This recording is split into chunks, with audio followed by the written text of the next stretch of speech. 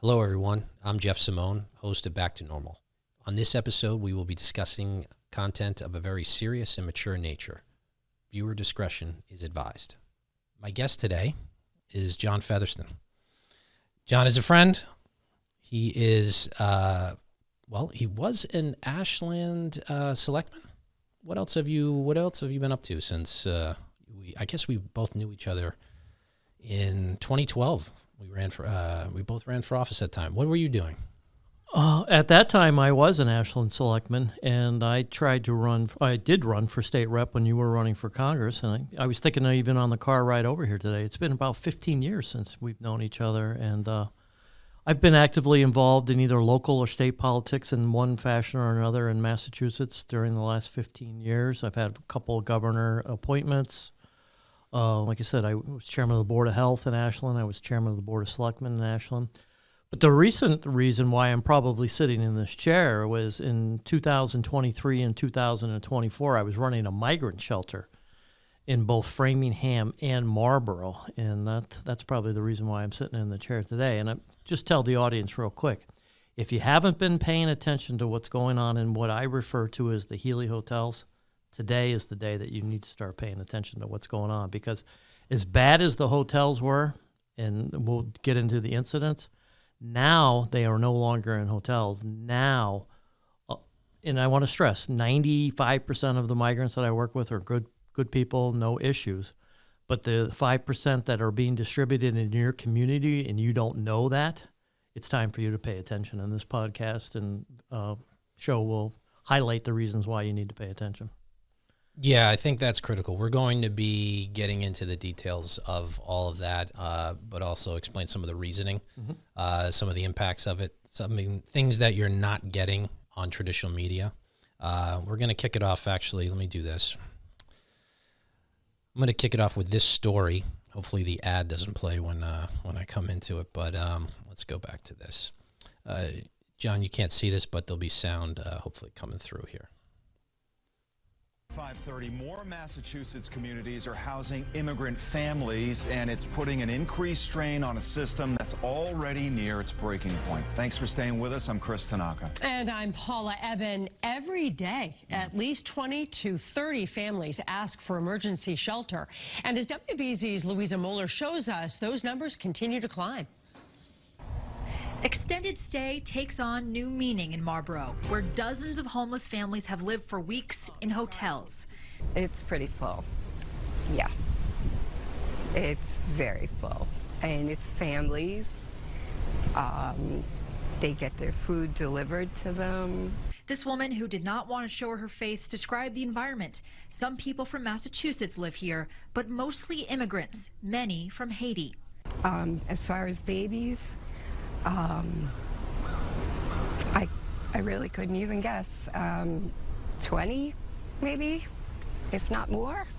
It's a crisis that's been building for months. A dozen asylum-seeking families were placed in a hotel in Framingham on Friday. Last fall, over 100 migrants were placed in this hotel in Kingston with little notice. Today, there's close to 400 here. And here's more info from the state, which reports there are 43 hotels being used for emergency housing in 38 communities. They're housing roughly 1,800 families, and since late 2022, the state has expanded its hotel and permanent emergency housing capacity by 40%. Massachusetts is the only right-to-shelter state in the country, which guarantees emergency housing to homeless families. But that picture isn't always pretty. I spoke with one Haitian immigrant who said he's sleeping in the same bed with his pregnant wife, his toddler, and his mother. We're putting sandbags around the sink, but no one's shutting the faucet off. Marlborough Mayor Arthur Vigent worries about meeting the needs of his new residents, especially kids who don't speak English. We have over 50 school-age children, which is very, very difficult to deal with right now because we have no space in our schools. Who needs to shut the faucet off? Well, we're dealing with it on a local level. The states are dealing with it. It's a federal issue. In Marlborough, Louisa Moeller, WBZ News. All right, so that was from August of 2 years ago, 2023.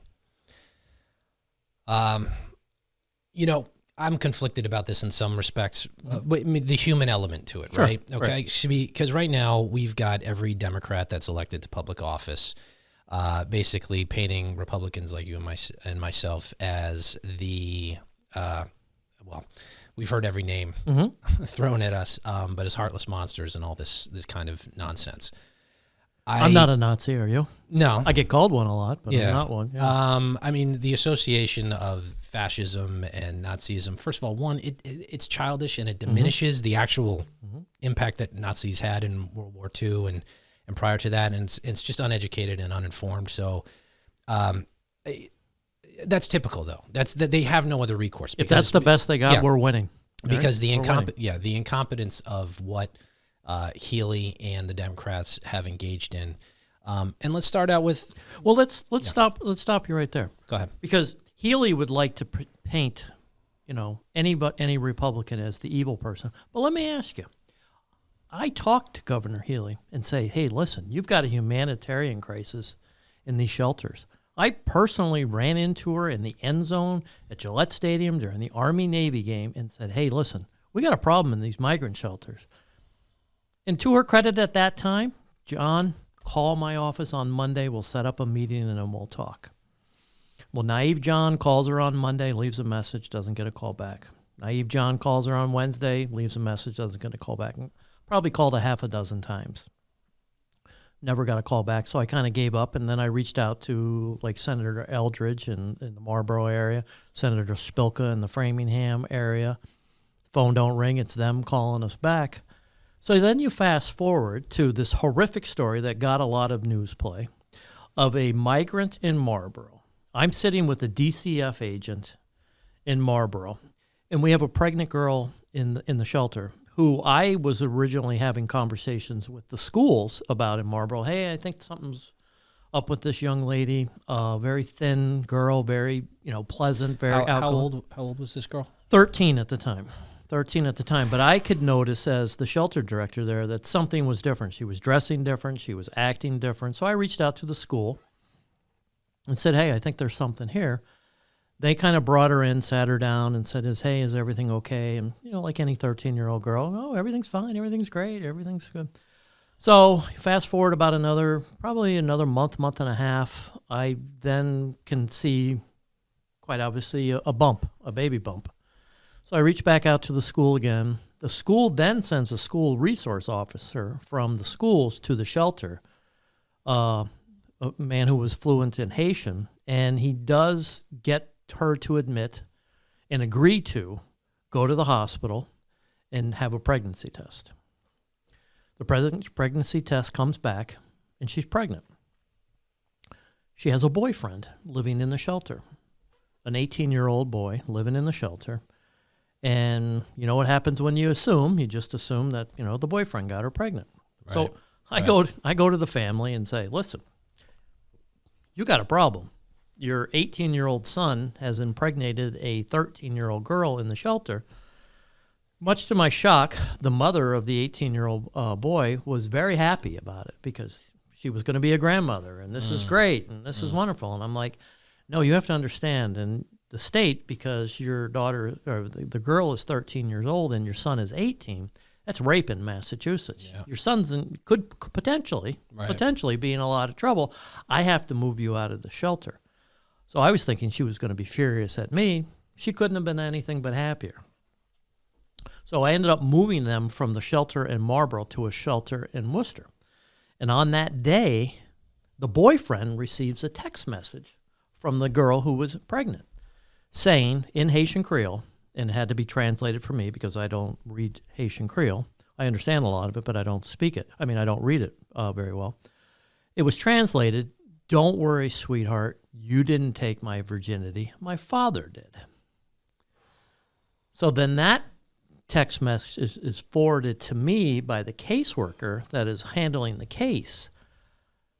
And then I forward it to DCF, and DCF comes in and says, go get the father.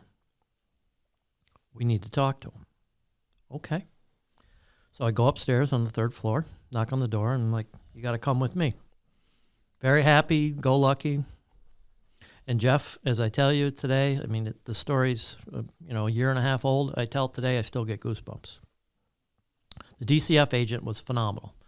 Not always the biggest fan of DCF, but this lady was the best of the best. And she walks this man through the process of an interview and finally gets to it. And have you ever had sex with your daughter? Flat out, this is, and there's an interpreter on the room, and there's an interpreter on the phone, a DCF interpreter on the phone, and myself. He admits in English that he's had sex with his daughter. So the DCF agent drills down a little bit more, like, when did you start having sex with your daughter? And this might be difficult for the audience to hear, but I think it's important that they hear it. He says, in my country, which his country of origin is Haiti, if a girl starts to bleed, indicating she's having a period, you can have sex with her. Doesn't matter if she's your daughter, doesn't matter if she's your wife, doesn't matter if she's your cousin, you can have sex with her. So the DCF agent flat out asked her, did you have sex with your daughter in Haiti? Yes. Did you have sex with your daughter on the way to America? Yes. Have you had sex with your daughter in the shelter? Yes. When was the last time you had sex with your daughter? Today. Now keep in mind, we already know she's pregnant. Wait, can I...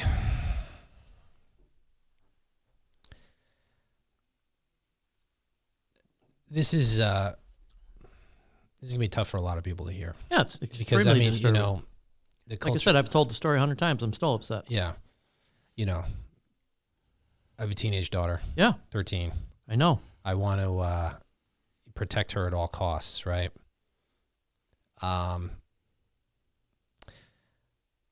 Well, why? Can I ask you a question? We can return to the story.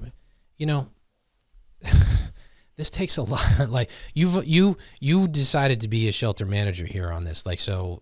What brought you to work there? Because I got to tell you, when this was all coming and Biden took office, I wasn't. It was obvious that they were flinging open the borders.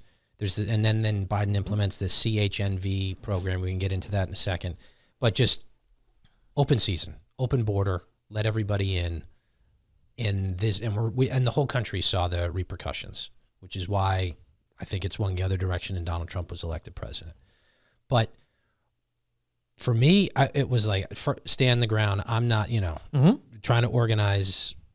Help candidates out. Why did you become? Why did you just decide to manage a shelter in the first place? Well, it certainly wasn't planned that way.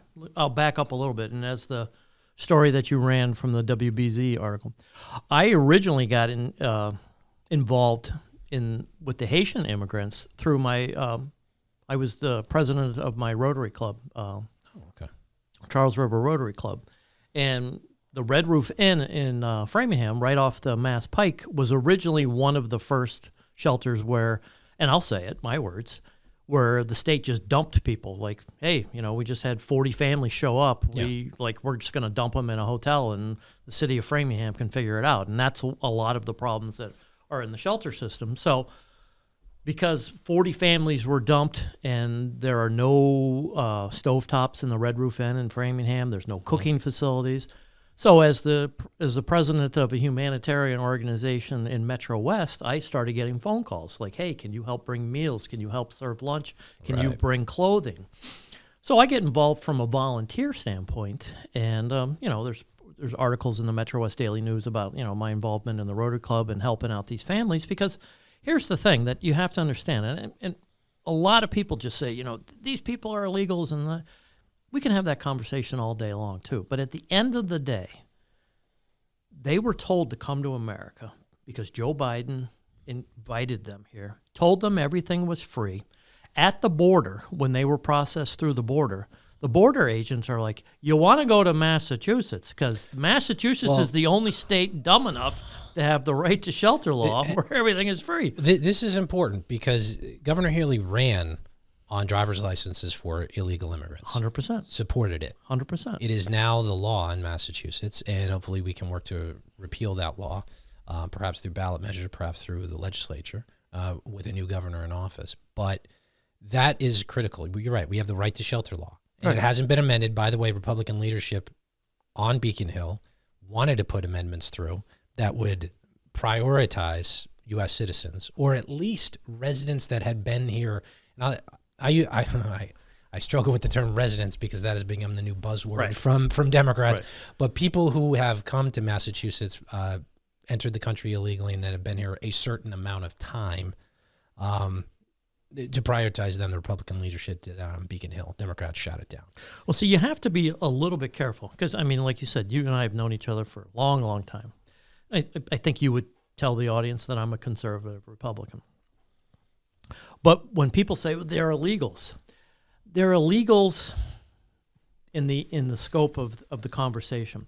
But what Biden did is made them non-illegals.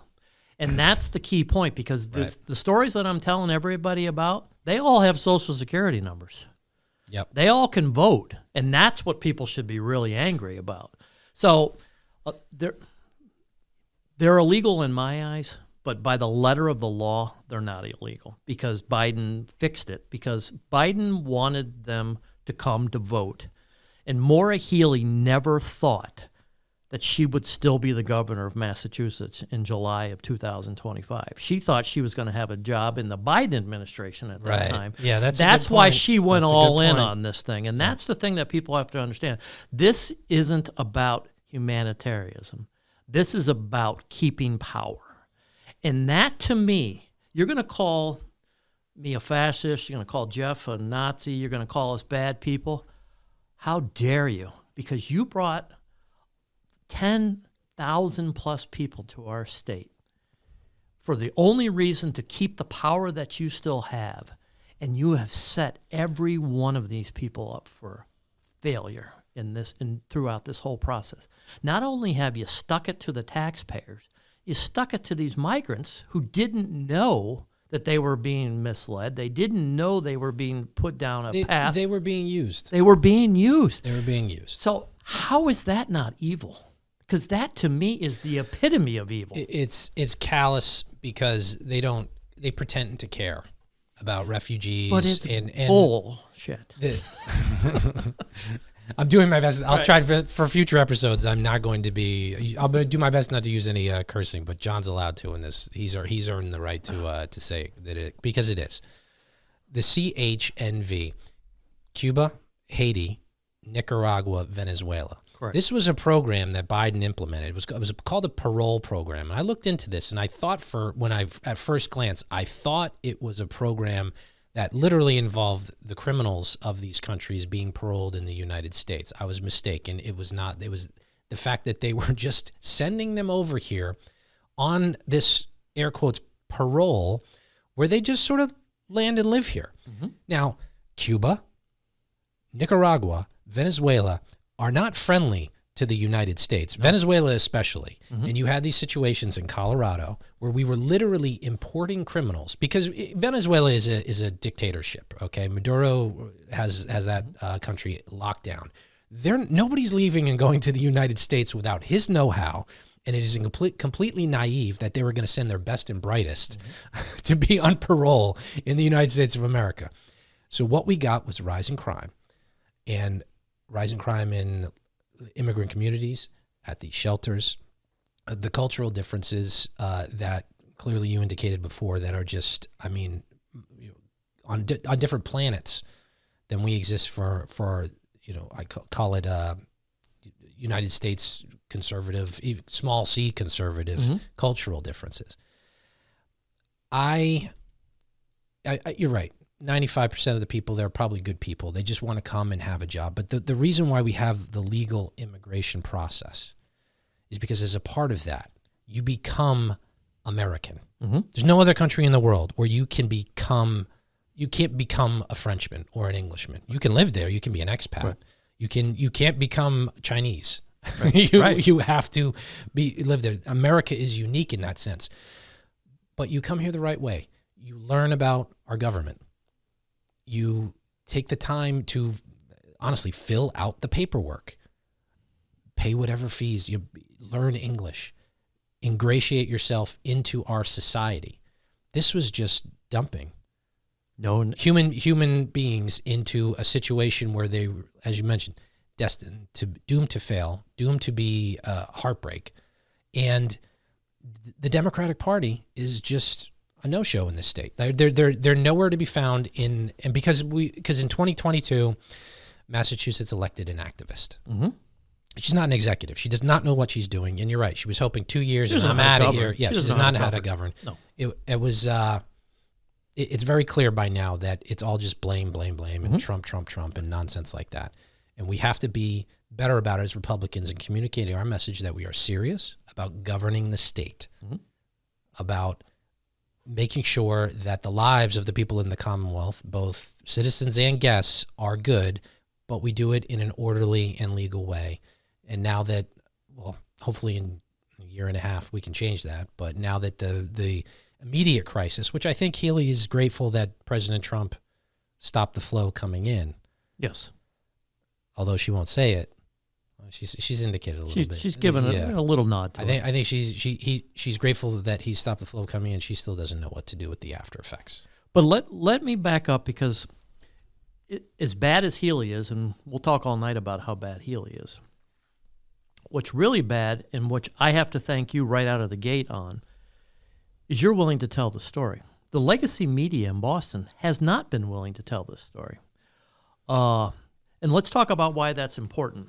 Because, illegal, you talk, and I worked with predominantly Haitians, but I worked with, people from other countries as well, too. And so I would always ask, like you spend, I was spending 18-hour days in these shelters, providing everything for people. So you get to know people and you get to talk to them and you learn their language, you learn their, stories about them. And the media wants you to believe that everybody in the migrant shelters left Haiti under gunfire and political unrest and, barbecue, the famous, dictator in Haiti, ran them out of the country.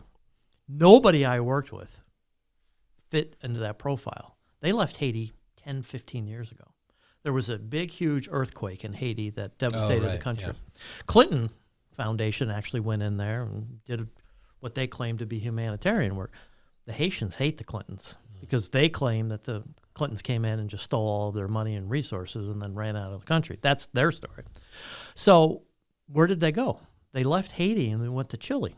And they were in Chile for a while, and Chile's a beautiful place, and they kind of liked it, but you got to work in Chile. You can't, sit around and collect EBT cards and, social benefits. You got to work in Chile. So a lot of them went to Brazil, and they were very happy in Brazil. And when you talk to the children, none of them really speak Haitian Creole. They either speak Portuguese. Yeah. They speak Portuguese. So you know that they were, raising their families there. So why did you come to America? Oh, because this nice man came and started passing out flyers saying everything's free in America. Come to America. Come to America. Yeah. Anybody watching this, you're struggling in your life. Why wouldn't you go and get to where, you're guaranteed things for free? This is not, you can't blame the immigrants on us. But the media doesn't report this. The media wants to make it sound like, Healey brought in all of these politically, suppressed people. No, she didn't. She brought in a bunch of freeloaders is what it ended up bringing in. And the fact that the media doesn't report that is shameful. It's shameful. The media doesn't report the crimes. The media doesn't report the attempted murder on my life properly. You're going to have to explain that in a second. I will. But, we started off the program today talking about, the one incident with the father and his own daughter. I personally drove other girls to the police station to report, sexual violence as well. I had the state police in the shelter all the time looking for prostitution, for sex trafficking. I caught a mother putting her daughter up on Facebook and selling her daughter for sex on Facebook, and then she disappeared in the middle of the night. And it turns out that the state paid for a plane ticket and Uber ride to Logan so she could go to L.A. to escape because the state police were about ready to arrest her. Did you ever see that story in the press? No, you didn't. Nope. But it's all true. It's all documented. Well, look, the media. The media is terrible. Yeah, this is I'd say 90% of the reason why I do this show, and then the other shows I've done and worked in it, because I used to do TV, and it's a joke. a serious incident like that was at the or the serious issue like that on even WBZ, 2.5 minutes. Mm-hmm. Move on. Yep. Sports and weather. We reported it. Yep. And they yeah, right, they reported it. So the new media like this is going to be taking over. Okay, we're going to change the game with this show. We're going to deeply explore all the various issues that are going on in the Commonwealth, in the nation, pick apart what is true, what is not true. I can tell the audience this, like, I'm going to come at this program. I'm biased. I'm a Republican. In case you haven't guessed yet. But I'm going to come at this from as honest as a perspective as I can. All right, from every episode we do, because I want credibility to be a part of what I do and what we do, because we have no time for engaging in the nonsense that the media does, the spinning. I'm not going to spin. If I see something the way I see it, I'm going to say so. Well, I was going to say that's one of the things I think that why you and I became immediate friends. Yeah, we're Republicans, but we understand that we're not flawless. We understand that we make a lot of mistakes. We understand that sometimes we don't run the best candidates or have the best leadership and stuff like that. So we get it. But I think what you and I don't do is we never give up. We keep striving to get better. Yeah. And back to normal. Like you're calling it. Yeah. It's a working title. Mm-hmm. We'll see how it goes. Maybe like if anybody out there has a better title, feel free. I'm willing to swap it up. But until I want to bring us back to normal. This is the funny thing. I'll cue up a clip of Governor Healey and her talking about do some headlines, and we'll do that maybe towards the end of the show, where she's just blaming Trump and Republicans in D.C. Do you remember, it wasn't too long ago, we're in 2025, when we had Governor Baker. Did you hear him? Am I losing light here? Oh, we have a motion detector. See, folks, I'm going to do something right now. I'm going to ask for you to donate, okay? Because I'm waving my arm so the motion detectors for the lights can swing back on. Please go to the QR code on the screen. Go to the website that's on the screen. Contribute today. We could use your support, like things like cool lighting that will work and help get the message out to more and more people. So that's a quick little commercial break for us there. But do you remember?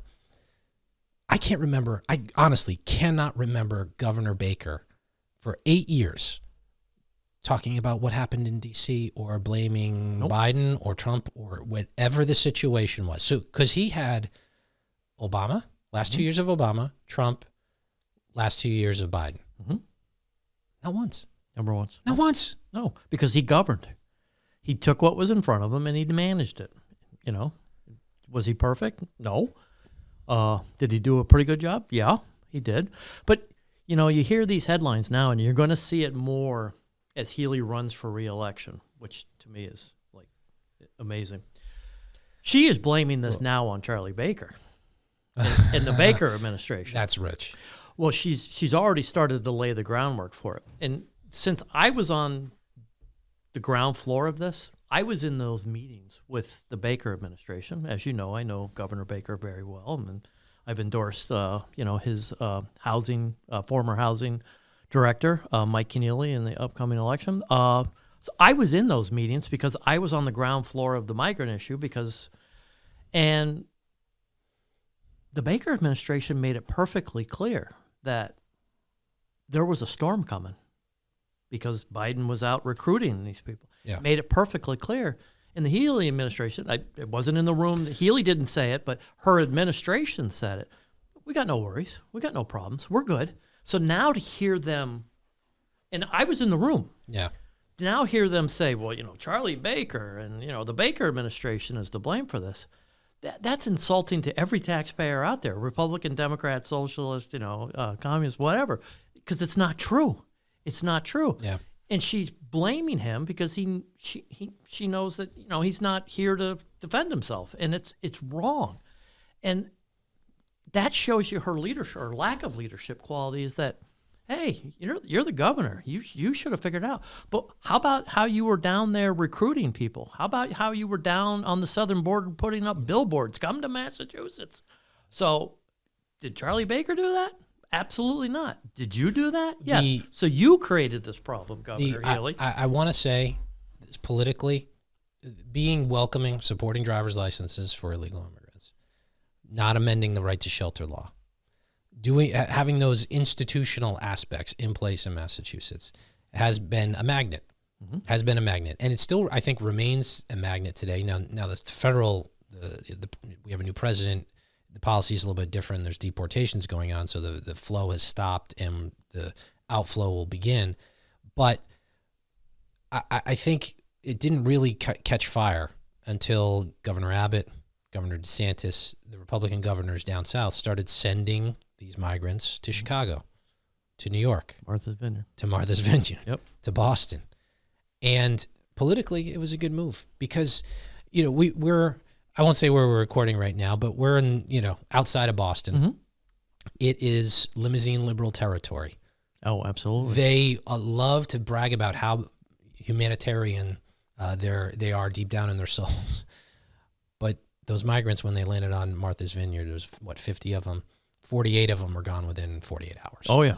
Like, no, we can't have it. So the hypocrisy stands, but this is what you get when you elect activists instead of executives. And we have to hammer this home. So you've mentioned you endorse Mike Keneally. Just for frame of argument here, for I will be neutral throughout this campaign, no matter who's running. I won't be unbiased, but I will be neutral. And I'm going to maintain that neutrality until the end of the primary, and then whoever makes it out of that, we'll have those candidates on. Right. We're going to get into all the tough questions. And by the way, this will be tougher questions. They're going to get tougher questions than the media than John Keller is on WBZ. Can I fist bump you? I mean, come on. And I'll also put this out there going forward.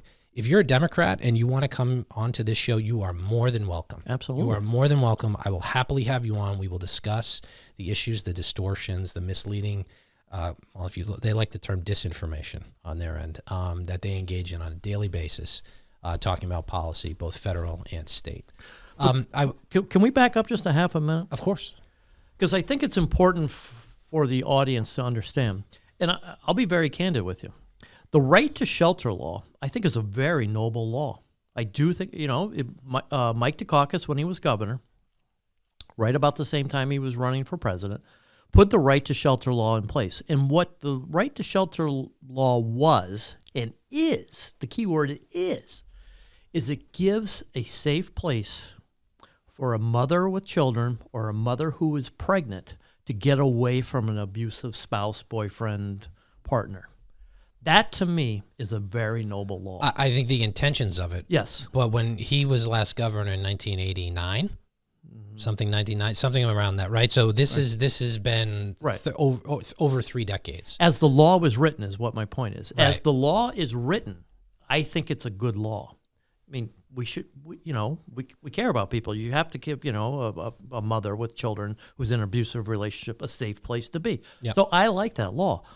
How the former Attorney General of the Commonwealth of Massachusetts could misinterpret the right to shelter law to fit her woke agenda is one of the biggest political spins in the history of the United States of America. And hindsight's always 20/20. Maybe the legislature back in the 80s should have put in, like what a residency standard was.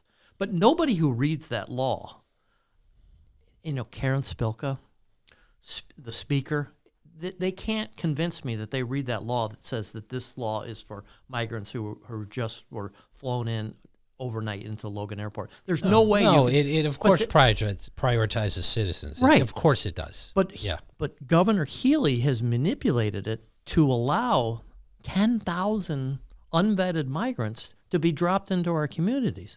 So she has misinterpreted the law. And let's hope that the general public is too busy living their life to know what's going on. But it's become so bad.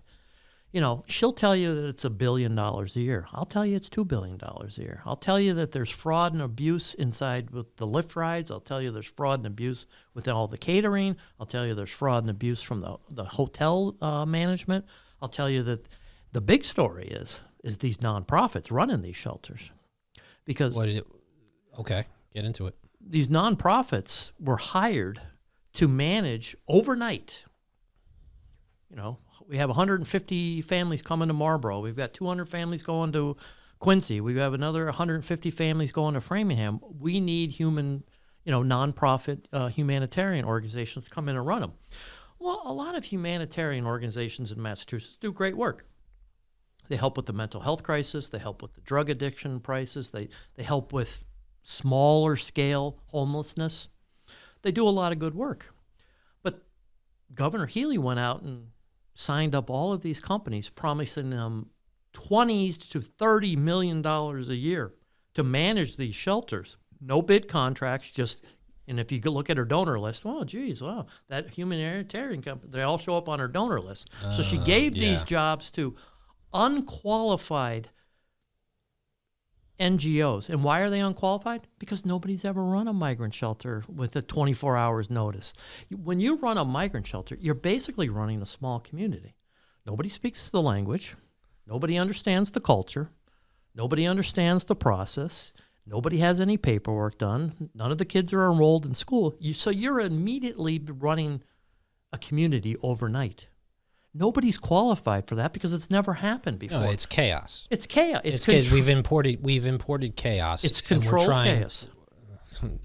Somewhat controlled, right? I mean, it's controlled in the sense that I guess it's not complete lawlessness, but we're trying to get our hands around it. I don't feel like Governor Healey or anybody in authority right now is in control of this, even has a sense of control of this situation.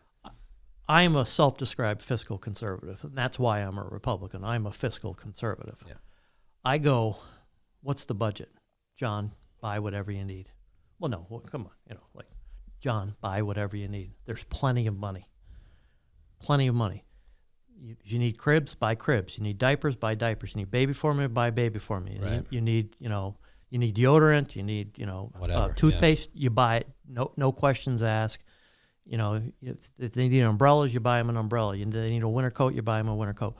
Well, I don't know. I was kind of looking at the Uber bill last month, and it seems, $100,000 for the month. That it seems a little high to me. Oh, don't worry about it. Don't worry about it. Wow. Oh, well, next month it went from $100,000 to $120,000, and then the third month it went to $160,000. Do you think there was any abuse going on there? Yeah. So, but don't worry about it, John. Don't worry about it. There's plenty of money. There's plenty of money. There's plenty of money. What type of organization runs with no budget? The Democratic Party. But so how can you as the governor or the legislature appropriate funds for something you don't know what it cost? Yeah. We had empty hotel rooms because people would disappear because they were under investigation or they found a place to live with another relative or something. They would disappear overnight. Those rooms would sit empty for, I don't know, a couple nights, a week. They'd still get billed every day. Mm-hmm. The meals, the hundreds of meals that I would throw out every day from the caterer because, the caterer would deliver, to the max capacity. We'd throw those out. I mean, it's just waste that no normal person can understand. Nonpartisan person can understand. Like it's waste. It's just waste on a massive scale. Epic proportions. And then. Well, I want to thank you because you paid for it. Yeah. And you can thank me. So yeah, I mean, pat each other on the back. See, and that's. I have to take it. I have to joke because I'll cry. If this is the sex crimes, the drug trafficking, the weapons trafficking, the human trafficking, are all horrific. But the big thing is that think about this, Jeff. This is pretty amazing. The Democrat auditor in the Commonwealth of Massachusetts has verified everything that I have just said in her own audit. That's correct. When it was presented to the governor and the legislature, okay, we're not saying you're wrong, Diane. Well, but here's the wild part. This is the funny thing where we don't care. But you hit on something. They don't care. Right. They don't care because they're not being held accountable. Right. Because, and this is tied together. The media doesn't really report on this because Doesn't they're in report bed on with it the at all. party. Right. You know, their job is to help them get reelected now at this point, and it's obvious to anybody who's paying attention. So they won't push them hard. They'll ask them softball questions and give them fist bumps like John Keller on Sunday morning. And you shouldn't, by the way, I know there's a picture of him giving a fist bump to Governor Baker. If you're a reporter, if you're a journalist, and you're trying to ask hard questions and get to the bottoms of things, and you have 30 minutes to do it, you don't fist bump. No. You don't fist bump the politician. It should be an adversarial relationship, and it's become way too chummy with this because there are serious things taking place. You can be polite, but you... Of course you can be polite. Right. But their job is to hold... their job should be to hold people in power accountable. They're doing no such thing. No such thing. Okay? So it's going to be... I mean, God help us. The responsibility of maybe this program to get out there the facts. Diana DiZaglio, auditor of the Commonwealth, I'd love to have you on this program and discuss your bill of auditing the legislature. I have a lot of good questions for that. I think that would be a very good discussion because her case just fascinates me in what she's been doing. She's actually going against her party to try to get some transparency in state government. But God bless her. I mean, seriously, God bless her, because she's pushing a string uphill, but she's not giving up. So she isn't. You have to respect that. But they don't care because they're not. This is the funny thing. There aren't any consequences for them at this point. That's why they don't care. The only consequence will be in 2026 if we can elect a Republican and get Healey out of office, and other Democrats who are supporting this, and maybe get it, and then you'll get some kind of legislative control over the situation because they can do whatever they want. Other than getting busted for corruption like some of the city councilors in Boston, it's just they pay no price. They pay no price, John. And even at the end of the day, Fernandez, she's just getting a slap on the wrist. Yeah. If that was you or me, we'd be behind bars. Yeah. Well, let me say this. Rightfully so. Another plug. I'm going to plug this. You want to help Republicans get elected in 2026, and in 2025, go to the Massachusetts Republican Party. Please contribute. We do need, things like this, get this message out, help drive votes, help swing elections. We could use the support. By the way, I'm not an employee of the Republican Party. I'm just helping out here. But I am a lifelong Republican who thinks that we need to create new media like this because no one's going to, we can't. I like a lot of folks are always talking about, you just got to get on Howie Carr or get in the Herald. It's like, They'll be friendly when they can be friendly, but it's like there's no. Let's talk about that. We can't beg for this. We have to make it happen. It's none of this is about me. It's all about the crimes and the abuse in the system. But it's pretty fair to say, I've been on CNN, I've been on Fox News, I've been on Newsmax, I've been on News Nation, I've been in periodicals, I've been on national podcasts. On all this stuff that we're talking about tonight. So great media potential, and quite obviously people are interested in the story. Have you ever seen me on Keller at Large? You ever seen me on OTR? Have you ever seen a segment on Channel 5, Channel 7, Channel 10 about any of this? Nope. How can that be? The math doesn't work. CNN reaches out to me.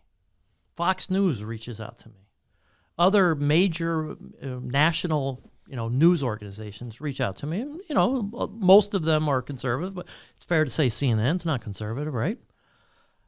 The fact that it's made news, national news, for almost over a year now, and the fact that not one legacy TV station has even asked me for a comment, much less they brought me in for an interview. There was a Channel 4, and I won't give up her name because I don't want to throw her under the bus, Channel 4 reporter who called me, about 3 months ago. And I'm like, oh, okay. Maybe finally we're breaking through. And she called me, and I said, oh. And she wanted me to come on and talk about Tom Homan coming to Boston, Tom, can you come today, please? I'm still like that, So I said to her, well, that wasn't the reason why I thought you were calling. And she goes, why? Why did you think I was calling? I said, I thought you were calling me about the migrant shelters. Oh, yeah, we're not allowed to talk about that. Excuse me, pardon me? What do you mean you're not allowed to talk about that? Yeah, we've moved on past that. We're not talking about the migrant shelters anymore. This is just more about, like evil Tom Homan and evil Donald Trump. Do you have a comment? Yeah, Yeah, I do have a comment. I probably gave him 15, 20 minutes of my time. That segment never aired. Yeah. Never aired, Yeah.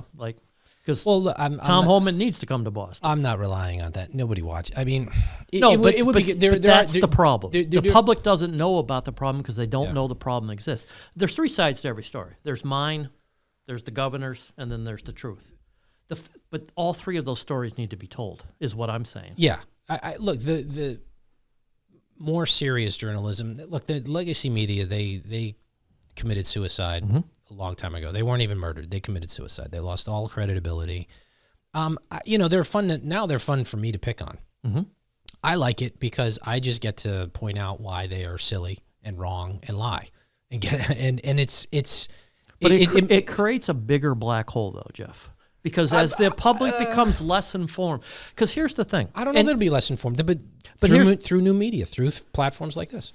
But it's a build, and like I said, thank you for doing this. But all politics is local. That's like my mantra. And John can't see the screen, but his handle has been put up several times on the show. But all politics is local, and I've seen it even like with COVID.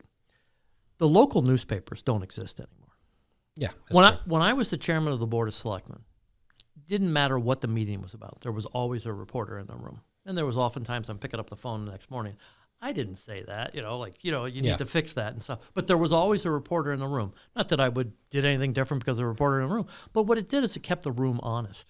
Now you don't have reporters at local Board of Selectmen city council meetings. The Herald should be at every Boston City Council meeting, right? Because they're passing out money in the bathroom there. Like maybe you could get some, Yeah.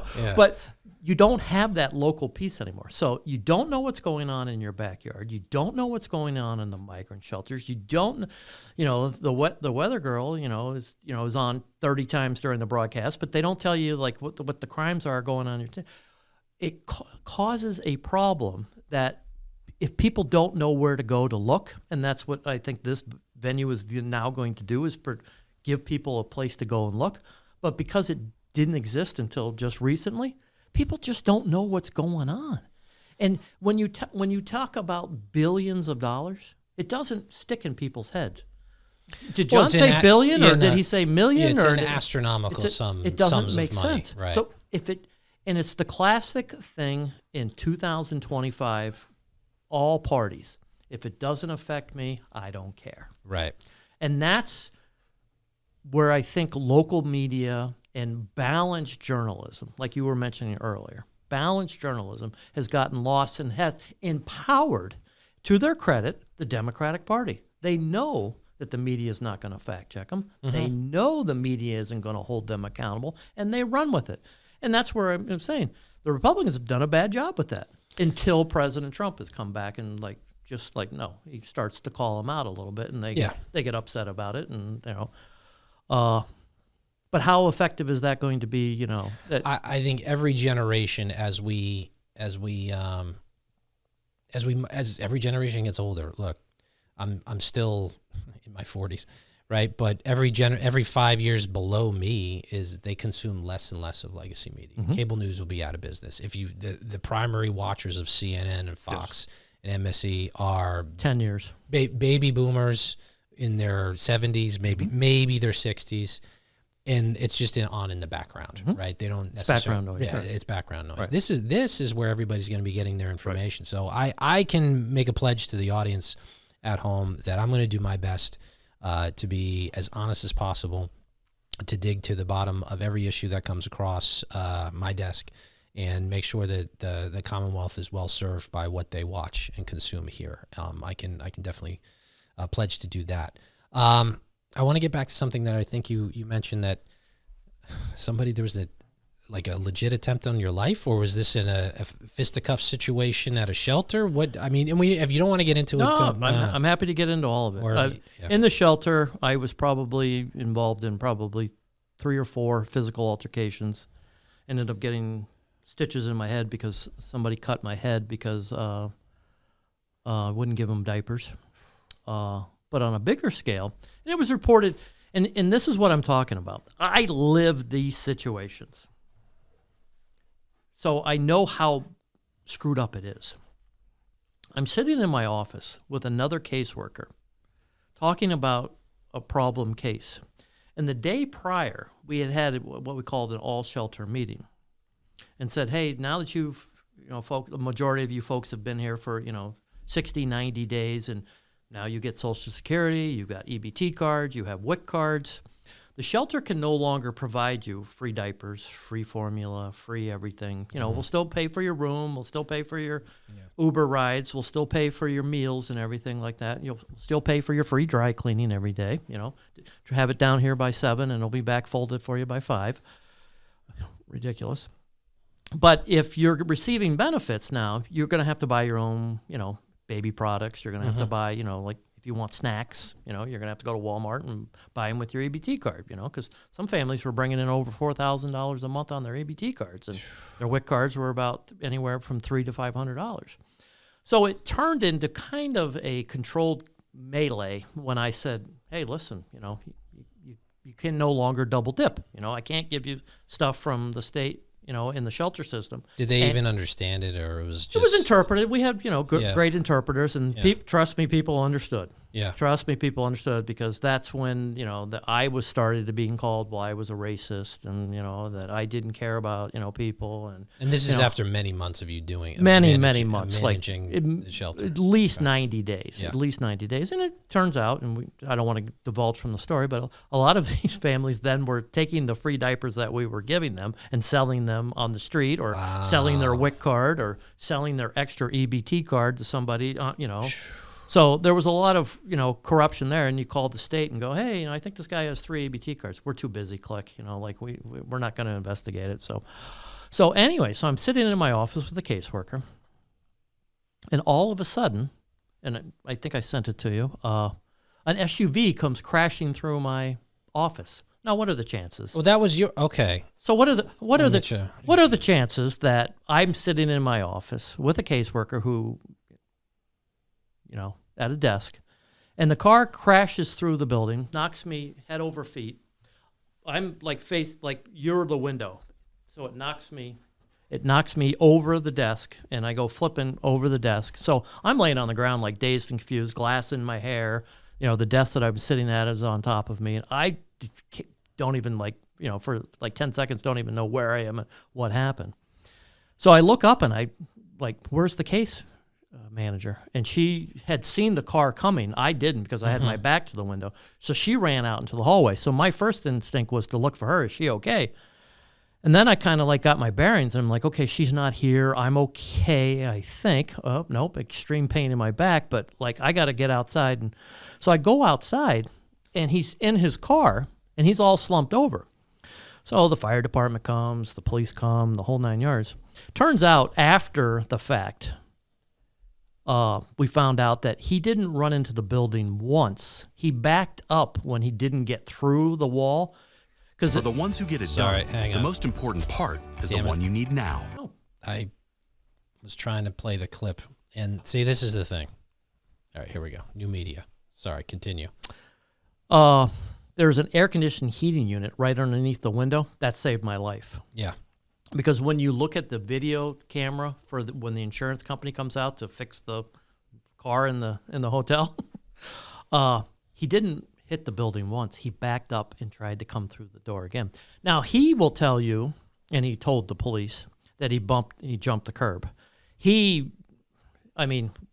Let's talk about Karen Reed. Karen Reed backed up at 24 miles an hour. This guy came through. Oh, we don't want to get into Karen Reed. Right. But this guy came through my office at much higher speeds than that case. I have the clip up here. Let's take a look here. Oh, and oh boy, I just lost it. I got to tell you these. Oh, right, but never mind. But keep digging. So I'll keep talking. Yeah. So fire department comes, police come.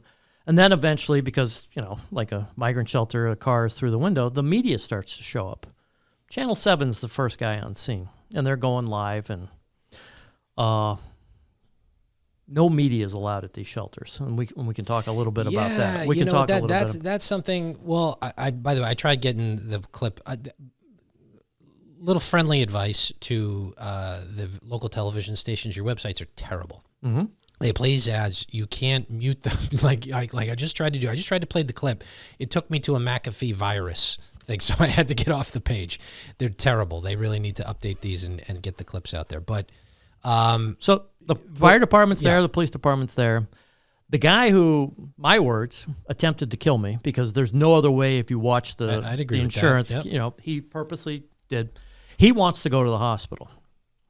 The Marlboro Fire Department is insisting with me, you have to go to the hospital.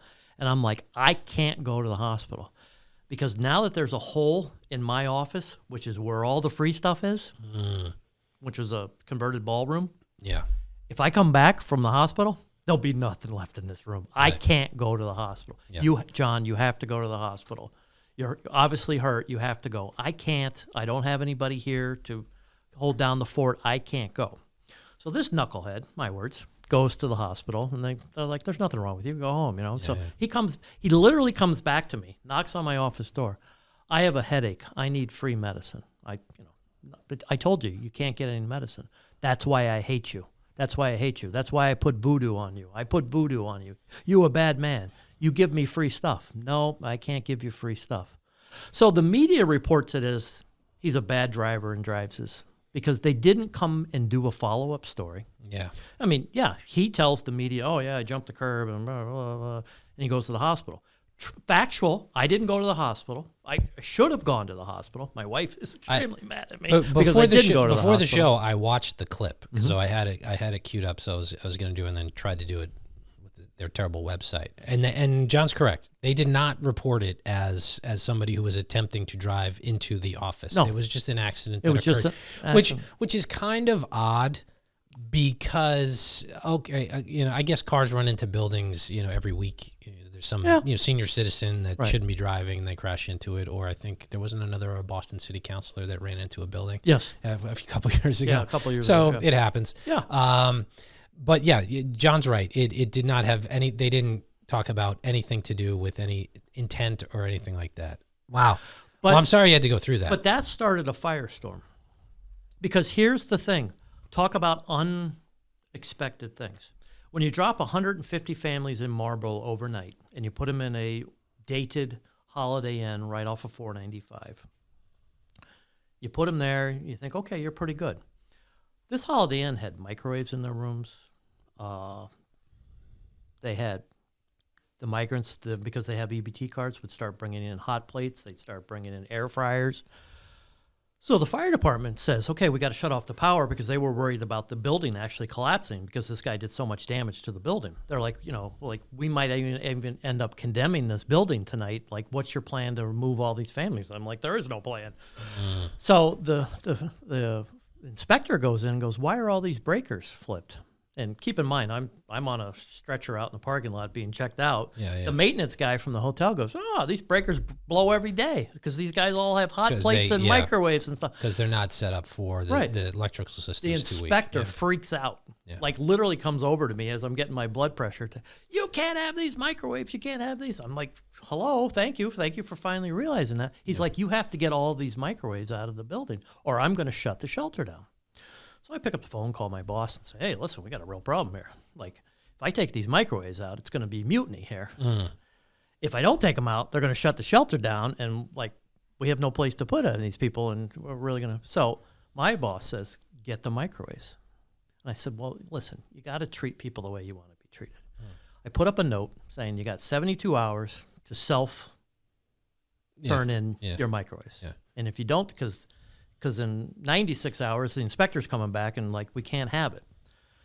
Not a single 150 families, 150 rooms, not a single person turned in a microwave. So what do? Let's go room to room. You got a microwave. Under the bed, there's a microwave. Under the bed, there's a hot plate. Under the bed, there's an air fryer.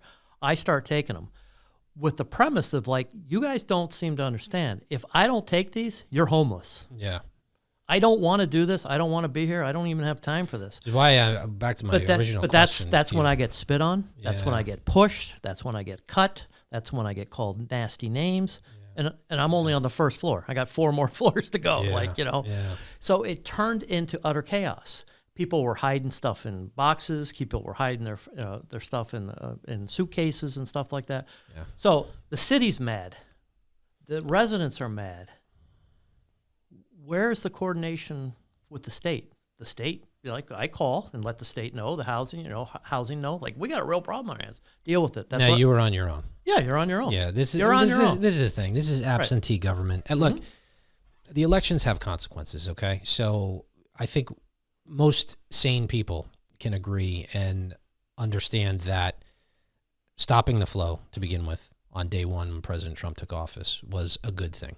Great thing. A net positive for the whole country. But still, a lot of damage has been done, and a lot of things need to be fixed. And this is not going to go away, this incompetence and callousness. And it's really callousness, because I don't think Maura Healey, we'll end with a clip for her from her recently talking about the big, beautiful bill, which is, maybe we won't, I don't know. But people are going to die. No, they're not. Yeah, and that's, yeah. No, they're not. No, they're not. She has abdicated any responsibility, continues to just blame Trump for everything, which is what she did as Attorney General. She just sued Trump 100 times and actually was proud of it. Accomplished nothing. Did she ever win one? Seriously? Yeah, no. I don't even think she ever won one. I don't think she won. This is the thing. It's not the actual accomplishment of a goal. It's the activity of doing it. Look what I did. Yeah, look. I stood up to the bad man. Okay, great. How much did that cost This is us? unseriousness. Right. And we do have to get serious people into office. And hopefully next year we can help to make that happen. We have to make it happen. Yeah. Not hope. We have to make it happen. We do. There's no try. Yeah. It's like, what did Yoda say? There's no try. There's do or do not. And yeah, do or we do have not. to do. We have to do. So well, kudos to you for even putting up with it, because you're a better man than me in that respect. I wouldn't even want to deal with the nonsense, because I think it's really messed me up, Jeff. Well, it really has. Physically, mentally. I don't doubt it. I'm not the same. I don't doubt it. And you know what? I mean, think about the stress that I've been under, but think about the stress that these families have been under. Well, it's not fair to anybody in the situation. If you ever gone on vacation in a small hotel room with your family, it's a nightmare. Oh, right? it's a nightmare. It's a nightmare. So, yeah. So picture doing that for a year and a half. People say, "Oh, they're living free." No, you're sitting in a small, outdated hotel room, like with everything you own in one room, with nothing to do. You don't think that causes mental health? No job prospects. Right. Little to no skill set. No money. No English. Right. No language. This was a nightmare situation. Okay. And it just needs to end in the sense that, this is the thing. You get called this by the left. People say, well, it's fascist to deport people. It's like, no. In a serious, every other country in the world controls their borders and who immigrates into their country. And for some reason, the United States is just expected, by liberals, is expected to not have that capacity. And it's unfair to the people that come here to sort of just go, let them stay. Right. Well, okay, you're going to pay for it, like you said, the billions that we've spent on it already. Okay, but more so, as I alluded to earlier, they're not bought into the culture and wanting to become American in the sense that to our government, our society, how we interact with one another, what's acceptable in our culture. None of those things become a part of you if you're just plopped into this place. It used to be a matter of pride. You came to America. Yeah. And you became an American, and you got a job, and you assimilated, and you brought your family over here. That used to be something, that's what this country was built on. Legal immigrant communities are some of the best and most productive 100%. in the country, by far. By far, we know that. But when you have Cuba, Haiti, Nicaragua, Venezuela, Cuba is not last time I checked was still a communist country, and Venezuela is socialist. They're just exporting all their problems and laughing at us as they do it. It is not fascist or totalitarian to deport them back to their home country. It's not. It's not. What it is it's not nice. The nice thing to do would be what we've been doing for the past 3 years, which is Healey's welcoming them in, paying for everything. That's nice. We'll put it on the tab. The taxpayers will pay for it. We won't look at it. They're not going to actually do anything about it, but they'll just sort of just hand wave at it. That's nice. And what's not nice, it's the lack of being nice. It's saying, no, it's time for you to go home to your home country. Well, let me get back to the story I was telling before, like the path that most of the people came here. So the next, logical when you have a conversation with people. So when this all ends, and it's going to end, and like I can foresee it. I'm pretty experienced in politics. This is eventually going to end. What are you going to do? I'm not worried. What do you mean? I'll figure it out. We'll go somewhere else. Okay. So then I start having conversations. Those were conversations you had with? Oh, very, very candid conversations. So just nomadic. No, 90% of I'm not worried about it. So I start having conversations with the state. A lot of these guys, a couple $100 in their pocket and a one-way plane ticket to wherever they want to go, which is a heck of a lot cheaper than what we're paying everything else for. They're up for it. Really? Who wants to be in Framingham and Marlborough, Massachusetts when you're from south of the border? It's cold, it's gray, it's ugly. You don't speak the language, you don't like the food, you don't like the culture. They came here. You have no work. You can't. They came here. Be productive. They came here for the free stuff, and they realized that even the people who got everything for free realized that getting everything for free is not the right way to do it. Yeah.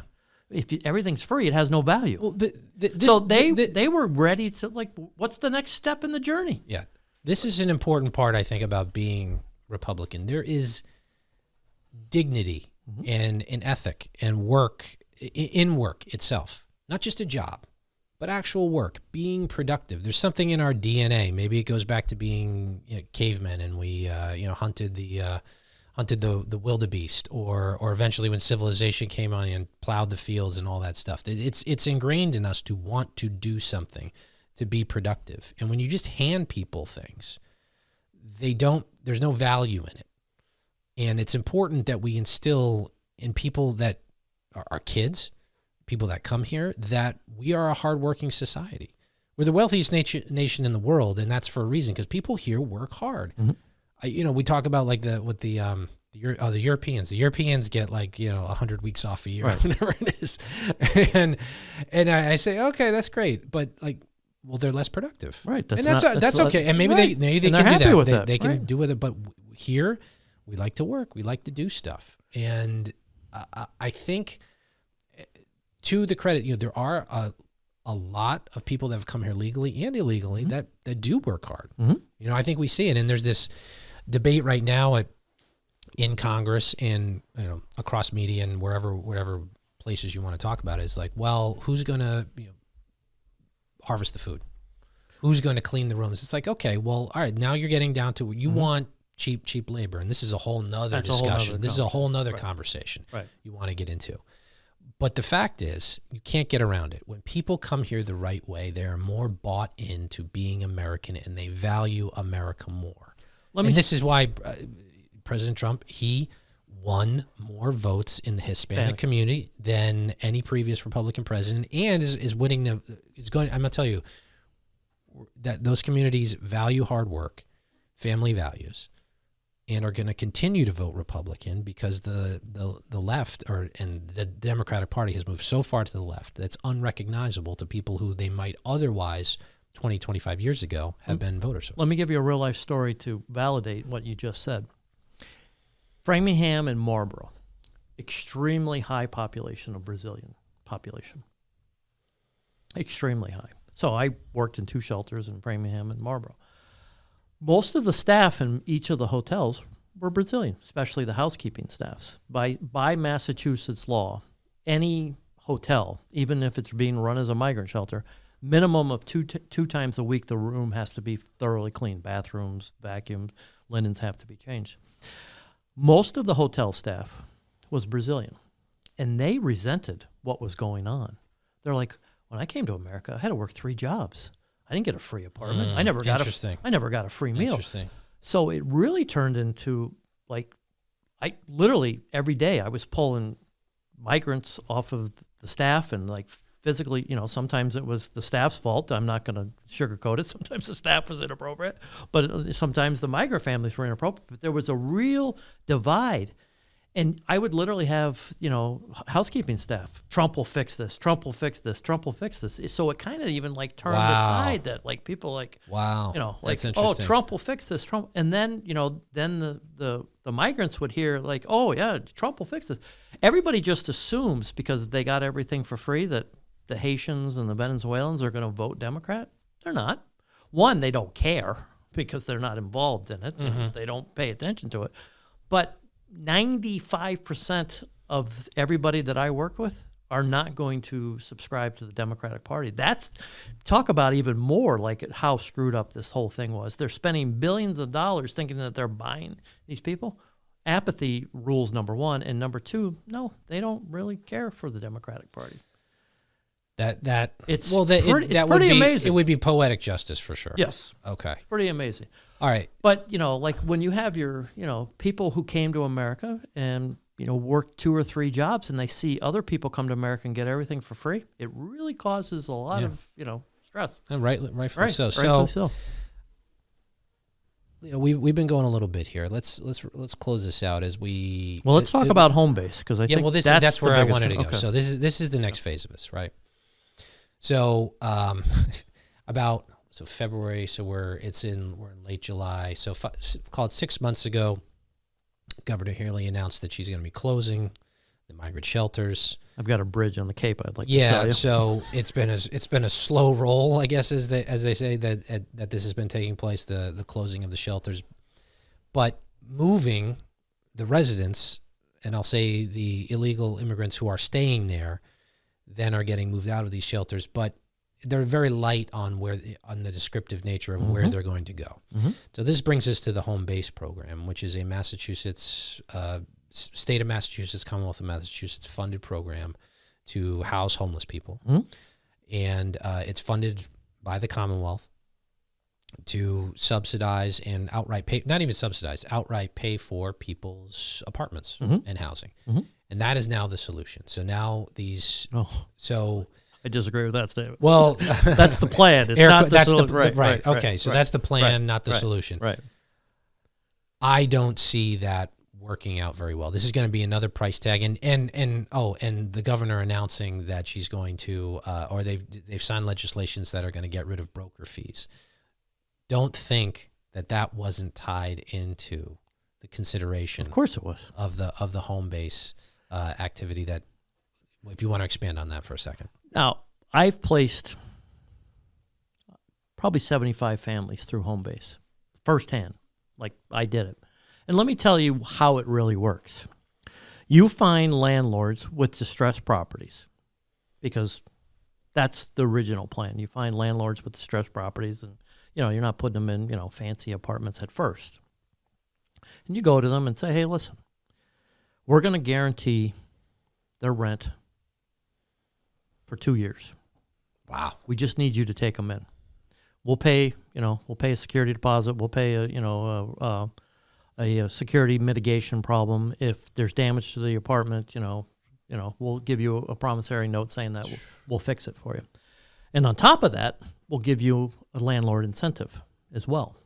And originally it started out as $1,000. I'm hearing rumors now that it's got an extra zero on it now. So because they're that desperate. Do you want to buy you and I? We'll go buy a distressed property. Well, but here's the thing though. So I would, as the shelter director, I wasn't really my job to house people. That's the state's job to house people. But because I was running the shelter, I'd make the contacts and I was trying to, get people in and out of the shelters. Landlords would call me and go, hey, furious, call me. You said there were 4 people on the lease. Well, you have a lease with this tenant. I don't. So it's you signed a lease with this. You said there was going to be 4 people here. Now there's 9 people here. I got 4 cars parked in the front lawn. My water bill's off the hook. My electric bill's, like crazy. Like, this isn't what I signed up for. There's trash all over the place. There's holes in the walls. What are you doing? So that's step one. That's when we were just a success was we could place a couple families a day in these shelters. So now you're going to tell me that 10,000 families have been miraculously housed? There aren't 10,000 available apartments in the Commonwealth of Massachusetts to house people. There's not enough housing for legal residents. For illegal residents. Yeah. So not only has it risen the price on the working class apartments for people, like young people getting out of school, the rents have now gone from maybe $2,000 to now $2,700 a month. So people can't afford these apartments. But what I really want to talk about, and I still want to stress, 95% of the people I worked with are pretty good people. There were over 1,000 serious incident reports from 2023 and 2024. There is no information from 2025. I talk to local police and state troopers and all the time. There's still tremendous amounts of crime, in Revere, the guy was found with an AR-15 and enough fentanyl to kill everybody in Massachusetts in his room. Right. Where's that guy? You don't ever hear anything about him either. So where is he? There are serious incidents that if they were your neighbor, you would be furious about. Now we're just dumping them into, at the max there were 120 shelters throughout the Commonwealth. But, at its core it was about 72. So a couple cities had 2, a couple cities had 3, but a lot of cities and towns didn't have any. Now, because of math, you're dumping people into these communities. Most of them are good people. Governor Healey has been gaslighting all of us, saying that these people are vetted. They're not vetted, and I can give you 100 examples about how they're not vetted. That's a thousand. They weren't vetted. This is what Joe Biden was saying a couple of years ago, or his administration was saying, because he couldn't form a sentence. These people, you know who they were vetted by? The Venezuelan government, the Cuban government. Yep. They were pre-vetted. You're the worst of the worst. Get out. Right. Yeah. So they were all sent here. So I agree with you. The vast majority of probably people coming here want just a good life, a better life for them and themselves and their family. But it only takes 5 or 10% of the troublemakers to cause a massive amount of damage, because they're going to keep causing trouble and keep causing damage until they're removed from the country. 150 rooms in Marlboro. 5 documentable, provable, credible rapes. Yeah. In a 30-day period. I drove 4 of the people to the police station myself. Another one came in the middle of the night, and I had to come back to the shelter and deal with it. So what is 5 of 150? 3%? Yeah. 3%? So you happy with your community having a good chance of getting a rapist in your community? Yeah. Like, I'm not saying that everybody's a rapist. I'm not saying everybody's bad. But that's just rapes. What about sex trafficking? What about if you check out some of these people's social media, you're like, what is going on here? I mean, this is serious I literally stuff. had a conversation with a lady. Is this your daughter? Yes. Are you selling your daughter on Facebook? Yes. Do you understand that's illegal in the United States? I don't care. I need money. Okay. What is going on here? Yeah. You want talk about the poor girl. You want your kids going to school with the poor girl? Yeah. Like no, people need to know what's going on. You don't know, hey, honey, did you meet the new neighbors? I don't know. Who are they? This is the thing. Where's the dog? This is the thing. Where's the cat? This is the thing that people need to understand. It is okay to be against what's happening, right? Is it okay to say, no, enough is enough? We tried this. This was a bad, failed experiment, or even whatever it was. I honestly think the Biden administration and the Democrats, because Trump was tough on the border from 2016 to 2020, I honestly think they just was like, let's do the opposite. I think that was probably half the equation. The other half was to import population, because the states Massachusetts is losing population, New York is losing population, so they need that for the votes when the next census takes place. But the only nonpartisan part of politics or government is you protect your communities. Public safety. That's number one. It's the number one job of government. Number one job of government. The number one job of government is. And the 1A is you protect the vulnerable. Yeah. When you're putting unvetted people into your communities, you're not doing that. You're hoping that things don't go wrong. Right. And let's all hope that things don't go wrong. But common sense tells you that things are going to go very wrong. Yeah. Very, very wrong. Well, hopefully we can get a. I say hopefully because I am hopeful. We can get a change in a year and a half. It's a long way away, but John. But can we talk about that? I just want the audience to know. I have talked to the DA of Middlesex County. I've talked to the governor. I've talked to the Senate president. I've talked to Senator Eldridge in Marlboro. I've talked to Senator Warren. I've talked to Senator Markey. I've tried to talk to everybody and say, listen, please just look into this stuff. The only person in the state who has looked into it is Diana DiZaglio, the auditor, and she looked at it and she validated what I was saying. Nobody else wants to look at it. So now what I've done is I've increased my efforts and I'm reaching out to the Attorney General of the United States and I'm asking for an investigation. And I think people need to know that. And you know me, I'm not a frame thrower, I'm not a rock thrower, I think so passionately that we need a federal investigation, and the Attorney General of the United States of America needs to open an investigation. And here's the thing. Diane DeZagados has done 90% of the work already. It's not going to take a long time to validate what I'm saying, what Diane is saying, and the already released reports of serious incidents in the state. If the federal government says our money is being spent on this, it is one of the biggest scandals in the United States history. Like, federal taxpayers are paying for sex trafficking, are paying for rapes, are paying for drug trafficking. My plea is, like, Attorney General, please, as much as I want Tom Homan to come to Boston and get bad people off the street, I think it's even more important that the Attorney General comes and does an investigation, because it's going to be a very simple investigation. She's going to find that things were done improperly. And it's my words, Maura Healey should be locked up in jail for these crimes that have been committed. And I'm not going to stop until at least we get a thorough investigation. So that's what my commitment is. So, all right, that's Jon Fetherston. I want to thank you all for joining us today. John, thanks for coming on to the inaugural episode.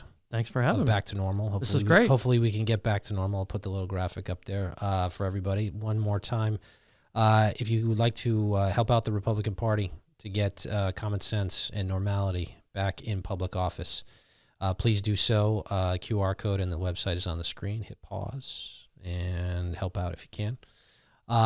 John, thank you so much for coming on. I really appreciate this, and we'll have you back on and probably in the future down the road as we get closer to 2026. Well, hopefully that investigation happens and we can talk about it. So yeah. Well, it'd be interesting to see what they find out for sure. Mm-hmm. All right. Until next time, everybody. We really appreciate you joining us, and be safe out there. Take care. Bye-bye.